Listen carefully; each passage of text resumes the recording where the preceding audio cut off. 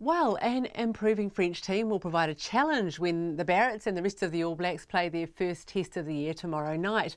While the world champion New Zealand side are favoured to prevail, France aren't expected to be pushovers, and there might be a bit of rust from the All Blacks as players from the 5 Super Rugby franchises join forces for the first time this year. Well, our sports reporter Clay Wilson joins me here in the studio ahead of tomorrow night's match. What can we expect from the All Blacks, Clay? Yeah, as you mentioned there, probably a little bit of rust. Quite often in this first game of the season, we do see that from the All Blacks.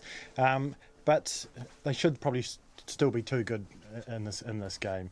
They have several prominent players obviously out with injury: Captain Kieran Reid, Sonny Bill Williams, Dane Coles, Brodie Retallick just this week, so the list goes on. But I guess they're trying to keep things simple. They haven't had much time to prepare. Steve Hansen actually said this week that if they hadn't had 2 mini camps, which were a little bit controversial, that it would have been an impossible task to beat this French team. All Blacks stand-in captain Sam Whitelock was actually asked earlier today about how they can play well given that lack of preparation time, and this is what he had to say. Everyone's got to worry about themselves individually first, myself included. If we can do that, then I think the rest of it comes a lot easier rather than worrying about everything else. Keeping it simple, everyone's picked because they're good rugby players, so you need to just trust that natural instinct that's built up over many years. So it's only test number 1 of a busy year for the All Blacks, but there's a wee bit riding on this one, isn't there? Yeah, the All Blacks, as the best team in the world, of course, have many winning streaks to maintain. There's a couple on the line tomorrow night. The first one is their winning streak against France, which is 11 matches now. That dates back to 2009 when they lost to the French in Dunedin. But the big one really is their winning streak, which is now famous at Eden Park, which is out to 40 games now, would you believe it? Now, people with long memories and rugby fans will remember well that the last team to beat New Zealand at Eden Park was, of course, the French. And that was way back in 1994.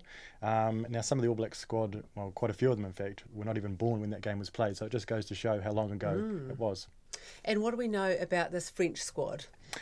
Well, we haven't actually heard much from the French this week. They've been a bit under the radar, and Steve Hansen says that he thinks that's a big sign that they're really up for this game. Like the All Blacks, they do have a few injury issues, and this isn't their strongest squad. They also had their big club final last weekend. But given all that, it's probably the strongest team they could have produced. Now, they finished 4th in this year's Six Nations, which was played in February and March. But they did show some promising signs, particularly with their defence. The All Blacks and Steve Hansen have been at pains this week to remind people that statistically this is the best defensive team in the world. They're under a new coaching regime, going in a new direction. So the All Blacks are certainly wary that if they don't turn up, they could be embarrassed, but I don't expect we're going to see that. Thank you very much, Clay, and enjoy the game tomorrow night. That is our sports reporter, Clay Wilson there.